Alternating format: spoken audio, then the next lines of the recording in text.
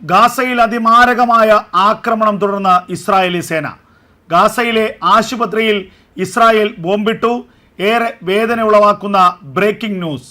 എന്തിനാണ് ഗാസയിലെ ആശുപത്രിയിൽ ബോംബിട്ടത് എന്നതിന് പാലസ്തീനും ഇസ്രായേലിനും തമ്മിൽ തർക്കം. കുട്ടികളടക്കം 12 പേർ മരിച്ചുവെന്നും ഡസൻ കണക്കിന് ആളുകൾക്ക് പരിക്കേറ്റുവെന്നും ഹമാസ്. എന്നാൽ ഗാസയിലെ ബെയ്ത്ത് ലഹിയ പട്ടണത്തിലെ കമാൽ അദ്വാൻ ഹോസ്പിറ്റലിന് നേരെ ഉണ്ടായ ഡ്രോൺ ആക്രമണത്തിന് കാരണം വ്യക്തമാക്കി ഇസ്രായേൽ. ഈ ആശുപത്രിയിൽ ഹമാസിന്റെ ആളുകൾ അഭയം തേടിയിരുന്നു. ആരോഗ്യ പ്രവർത്തകരുടെ വേഷത്തിൽ സന്നദ്ധ പ്രവർത്തകരായി വേഷപ്രച്ഛന്നരായി ഹമാസിന്റെ ഭീകരവാദികൾ ഈ ആശുപത്രിയിൽ തങ്ങിയിരുന്നു. ആശുപത്രിയെ ഹമാസിന്റെ ബേസ് ക്യാമ്പാക്കി മാറ്റിയിരുന്നു. ഇതിൽ പലരും കൊടും കുറ്റവാളികളായിരുന്നു. 2023 ഒക്ടോബർ 7 ഇസ്രായേലിൽ ആക്രമണം നടത്തിയ ഹമാസിന്റെ ഭീകരന്മാർ ഉൾപ്പെടെ ഇവിടെ ഒളിച്ചിരുന്നു എന്നും ഇസ്രായേൽ സൈന്യം വ്യക്തമാക്കുന്നു. ഹമാസ് ഇപ്പോൾ വേഷം മാറിയിരിക്കുന്നു. ജീവൻ രക്ഷിക്കാനുള്ള ആരോഗ്യ പ്രവർത്തകരുടെ വേഷത്തിൽ ആശുപത്രികളിൽ ഒളിവ് ജീവിതത്തിൽ കഴിയുകയാണെന്നും ഇസ്രായേൽ വ്യക്തമാക്കുകയാണ്. ഇത്തരത്തിലുള്ളവരെ കണ്ടെത്തി വധിക്കുക എന്നതാണ് ഇസ്രായേൽ സൈന്യത്തെ ഏൽപ്പിച്ചിരിക്കുന്ന ദൗത്യമെന്നും ഇസ്രായേൽ പറയുന്നു. വടക്കൻ ഗാസയിലെ ബെയ്ത്ത് ലഹിയ പട്ടണത്തിലെ കമാൽ അദ്വാൻ ഹോസ്പിറ്റലിന് നേരെ ഉണ്ടായ ഡ്രോൺ ആക്രമണത്തിൽ കുറഞ്ഞത് 3 ഡോക്ടർമാർക്ക് പരിക്കേറ്റു. ഇതിനിടെ ഗാസയിലെ ഇസ്രായേൽ പോരാട്ടത്തിൽ കുറഞ്ഞത് 44,502 പാലസ്തീനികൾ കൊല്ലപ്പെടുകയും 1,05,454 പേർക്ക് പരിക്കേൽക്കുകയും ചെയ്തിട്ടുണ്ട്. യുദ്ധം ആരംഭിച്ചതിന് പിന്നാലെ ഇസ്രായേൽ സൈന്യം പിടികൂടിയ 10,000-ലധികം പാലസ്തീനികൾ ഇസ്രായേൽ ജയിലിൽ കഴിയുന്നു എന്ന വിവരവും പുറത്തു വരികയാണ്. ഗാസയിൽ നിന്നും ഇസ്രായേൽ കൊണ്ടുപോയത് 5,000-ലധികം ഹമാസ് അനുയായികളെയാണ്. ഇവരെല്ലാം ഇപ്പോൾ ജീവിച്ചിരിപ്പുണ്ടോ എന്ന് പോലും അറിയില്ല. അതായത് വെറും 101 ഇസ്രായേൽ ബന്ദികൾക്ക് പകരമായി ഇസ്രായേലിന്റെ കൈവശം 10,000-ലധികം പാലസ്തീനികളും 5,000-ലധികം ഹമാസുകാരുമുണ്ട്. ഇസ്രായേൽ തടവറയിൽ ഇവർ കഴിയുകയാണ്. വടക്ക് നിന്ന് തെക്ക് വരെ ഗാസ മുനമ്പിലെ എല്ലാ നഗരങ്ങളിൽ നിന്നും പട്ടണങ്ങളിൽ നിന്നും ആളുകളെ പിടിച്ചുകൊണ്ടു പോവുകയാണ് ഇസ്രായേലി സൈന്യം. ഏകദേശം 8,000-ഓളം അറസ്റ്റുകൾ ഇസ്രായേലി സേന ഗാസയിൽ മാത്രം നടത്തി. എൻക്ലേവിന്റെ വടക്കൻ ഭാഗത്തുള്ള ജബാലിയ അഭയാർത്ഥി ക്യാമ്പിലും നഗരത്തിലും അടുത്തിടെ നടത്തിയ ഓപ്പറേഷനിൽ ഏകദേശം 1000 പാലസ്തീനികൾ അറസ്റ്റിലായി. ഇതിനിടെ ഇസ്രായേൽ യുദ്ധവിമാനങ്ങൾ ഇപ്പോൾ ഇടുന്നത് കാർപ്പറ്റ് ബോംബുകളെന്നാണ് പാലസ്തീൻ ആരോപിക്കുന്നത്. കാർപ്പറ്റ് ബോംബുകളുടെ പ്രത്യേകത ഒരു പ്രദേശമാകെ മാലപ്പടക്കം പൊട്ടും പോലെ പൊട്ടുകയും അവിടെയുള്ള മനുഷ്യരടക്കമുള്ള എല്ലാ ജീവജാലങ്ങളെയും നശിപ്പിക്കുകയും ചെയ്യുന്നു. വലിയ സ്ഫോടനങ്ങളില്ലാതെ ആയിരക്കണക്കിന് ചെറു സ്ഫോടനങ്ങളിലൂടെ ഒരു വലിയ പ്രദേശത്തെ മുഴുവൻ ഇല്ലായ്മ ചെയ്യാൻ ഈ കാർപ്പറ്റ് ബോംബുകൾക്ക് കഴിയും. ഇത്തരം കാർപ്പറ്റ് ബോംബുകൾ രാജ്യങ്ങൾ തമ്മിലുള്ള സംഘർഷത്തിൽ ഉപയോഗിക്കരുത് എന്ന് ഐക്യരാഷ്ട്രസഭയുടെ നിർദ്ദേശങ്ങൾ നിലവിലുണ്ട്. ഈ നിർദ്ദേശങ്ങൾ നിലവിലിരിക്കെയാണ് ഇസ്രായേൽ ഗാസയിൽ കാർപ്പറ്റ് ബോംബുകൾ വ്യാപകമായി ഉപയോഗിക്കുന്നത്. അവശിഷ്ടങ്ങൾക്കിടയിൽ ഇപ്പോഴും ഗാസയിൽ ആളുകളും മൃതശരീരങ്ങളുമുണ്ട്. സ്കൂളുകളും കൂടാരങ്ങളും റോഡുകളും ഒക്കെ സിവിലിയന്മാർ അഭയം പ്രാപിച്ച പ്രദേശങ്ങളാണ്. ഇവിടെയെല്ലാം കാർപ്പറ്റ് ബോംബുകളും ഷെല്ലുകളും വന്നു വീഴുന്നത് തുടരുകയാണ്. മാത്രവുമല്ല, ഗാസയിൽ നിലവിൽ കൂടാരങ്ങളിലും ഷെഡുകളിലും താമസിക്കുന്ന ജനങ്ങൾക്ക് ഇനി തിരികെ പോകുവാൻ വീടുകൾ പോലുമില്ല. ഗാസയിലെ 70% പാർപ്പിടങ്ങളും ഗാസയിൽ നിലവിലില്ല.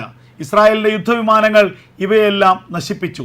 ജനങ്ങൾ പട്ടിണി കിടന്ന് മരിക്കുകയാണ്. രോഗം വന്നവർ ചികിത്സ കിട്ടാതെ നരകിച്ചു മരിക്കുന്ന അവസ്ഥയാണ് എടുത്തു പറയേണ്ടത്.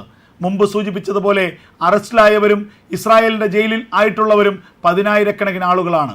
101 ബന്ദികളാണ് ഗാസയിൽ ഹമാസിന്റെ കൈവശമുള്ളത് എങ്കിൽ ഇസ്രായേലിന്റെ കൈവശം അതിൻ്റെ 10,000-കണക്കിന് ഇരട്ടി പാലസ്തീനികളും ഹമാസ് അനുകൂലികളും ഒക്കെ ഉണ്ട്. അറസ്റ്റിലും ജയിലിലുമായി ഇവരെ ഇട്ടിരിക്കുകയാണ് ഇസ്രായേൽ സൈന്യം. സങ്കീർണമായ പ്രശ്നമാണ് ഇസ്രായേൽ ഹമാസ് യുദ്ധത്തിൽ ഇപ്പോൾ ഉണ്ടായിക്കൊണ്ടിരിക്കുന്നത്. ഗാസയിൽ അതിവേഗം യുദ്ധം തീർക്കാനുള്ള തത്രപ്പാടിലാണ് ഇപ്പോൾ ഇസ്രായേൽ. അമേരിക്കയുടെ പൂർണ്ണ പിന്തുണ ഇതിനുണ്ട്. ഗാസയിൽ ഒരു വെടിനിർത്തൽ പ്രഖ്യാപിക്കുന്നതിന് മുമ്പ് തന്നെ ഹമാസിന്റെ അന്ത്യം കാണണം. ഇതാണ് ഇസ്രായേലി സേനയുടെ ഇപ്പോഴുള്ള ലക്ഷ്യം. ഇതിന് അമേരിക്ക പരിപൂർണമായ പിന്തുണ നൽകുന്നുണ്ട്. ബെയ്ത്ത് ലഹിയയിലും ജബാലിയയിലും ഖാൻ യൂനിസ് അടക്കമുള്ള പ്രദേശങ്ങളിലേക്കും ഓരോ ദിവസവും ഓരോ മണിക്കൂറിലും അതിമാരകമായ ആക്രമണമാണ് ഇസ്രായേൽ നടത്തിക്കൊണ്ടിരിക്കുന്നത്. താൽക്കാലികമായ വെടിനിർത്തൽ ഇസ്രായേലിനും ഹിസ്ബുള്ളയ്ക്കും ഇടയിൽ നിലവിലുണ്ട്. ഈ സാഹചര്യത്തിൽ ലെബനനിൽ നിന്ന് ഗാസയിലേക്ക് ശ്രദ്ധ കേന്ദ്രീകരിക്കുകയാണ് ഇസ്രായേൽ സേന.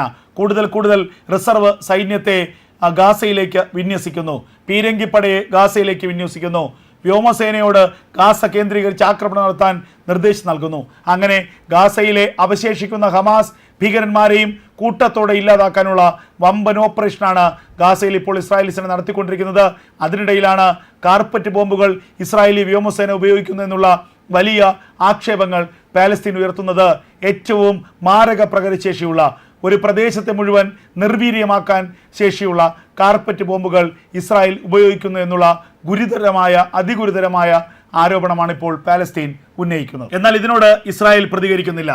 ഗാസയിൽ ഇപ്പോഴും 101 ബന്ദികൾ ഹമാസിന്റെ പക്കൽ അവശേഷിക്കുന്നു എന്നാണ് ഇസ്രായേലിന്റെ കണക്കുകൂട്ടൽ. എന്നാൽ ഇതിൽ എത്ര പേർ ജീവനോട് അവശേഷിക്കുന്നു എന്ന് ആർക്കും തന്നെ ഒരു തിട്ടവുമില്ല.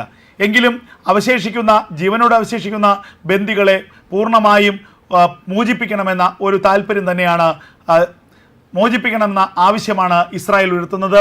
ഇതിന് അമേരിക്കയുടെ പരിപൂർണമായ പിന്തുണയുണ്ട്. കഴിഞ്ഞ ദിവസം അമേരിക്കയുടെ നിയുക്ത പ്രസിഡന്റ് ഡൊണാൾഡ് ട്രംപിന്റെ ഒരു വലിയ മുന്നറിയിപ്പ് ഹമാസിന് മേൽ ഉണ്ടായിരുന്നു. ജനുവരി 20 അമേരിക്കയുടെ പ്രസിഡന്റായി ഡൊണാൾഡ് ട്രംപ് ചുമതലയേൽക്കുന്നത്. ആ ജനുവരി 20 മുൻപ് ഹമാസിന്റെ പക്കലുള്ള മുഴുവൻ ബന്ദികളെയും ഹമാസ് വിട്ടയക്കണം. അല്ലെങ്കിൽ പിന്നീട് അമേരിക്കയുടെ ഏറ്റവും ക്രൂരമായ ഒരു മുഖമായിരിക്കും ഹമാസ് കാണേണ്ടി വരിക. ഹമാസിന് ഇതുവരെ ലഭിച്ച തിരിച്ചടികളെക്കാൾ ഭയാനകമായ തിരിച്ചടി അമേരിക്ക നൽകുമെന്ന മുന്നറിയിപ്പും ട്രംപ് നൽകി. എന്നിട്ടും അതിനോട് ഒരു കുലുക്കവുമില്ലാത്ത പ്രതികരണമാണ് ഹമാസ് നടത്തിയത്. ഹമാസിന്റെ പ്രധാനപ്പെട്ട കമാൻഡർ തലവന്മാർ ഒരാൾ ഇതിനോട് പ്രതികരിച്ചത്, അമേരിക്കയ്ക്ക് ചെയ്യാനുള്ളത് അമേരിക്ക ചെയ്തു കാണിക്കൂ, ഹമാസിന് ചെയ്യാനുള്ളത് ഹമാസ് ചെയ്യുമെന്നാണ്. അതിൻ്റെ അർത്ഥം ജനുവരി 20 വരെ അമേരിക്ക കാത്തിരിക്കില്ല എന്നുള്ളത് തന്നെയാണ്. ഇനി എത്ര പേർ ജീവനോടെ ഹമാസിന്റെ പക്കലുണ്ടെങ്കിലും അവരെ ജീവനോടെ തിരികെ ലഭിക്കുക എന്നുള്ളത് ദുഷ്കരമാണെന്ന് ഇസ്രായേലിനറിയാം. അതുമാത്രവുമല്ല, യഹിയ സിൻവാർ കൊല്ലപ്പെട്ടതിന് പിന്നാലെ ബന്ദികളുടെ ഒളിയിടം സംബന്ധിച്ച ഒരു കൃത്യവിവരം ഹമാസിന്റെ പക്കലിൽ ആർക്കും തന്നെ ഇല്ല. അതുകൊണ്ട് തന്നെ ഒളിവിലുണ്ടെങ്കിലും അവരെ കണ്ടെത്തുക ദുഷ്കരമാണെന്ന് ഹമാസിന്റെ നേതാക്കൾ തന്നെ വ്യക്തമാക്കുന്നു. അതുകൊണ്ട് തന്നെ ഇനി ബന്ദികൾക്ക് വേണ്ടി കാത്തു നിൽക്കാതെ ഗാസയെ പരിപൂർണമായും തച്ചുടയ്ക്കാനും ഗാസയിലെ അവശേഷിക്കുന്ന ഹമാസിന്റെ ഭീകരന്മാരെ ഒന്നൊഴിയാതെ കൊന്നൊടുക്കാനുമുള്ള വമ്പൻ ആക്രമണത്തിനുള്ള തയ്യാറെടുപ്പിലാണ് ഇസ്രായേൽ. ഇതിന് ആവശ്യത്തിനുള്ള ആയുധങ്ങൾ നൽകി അമേരിക്ക സഹായിക്കുകയും ചെയ്യുന്നുണ്ട്.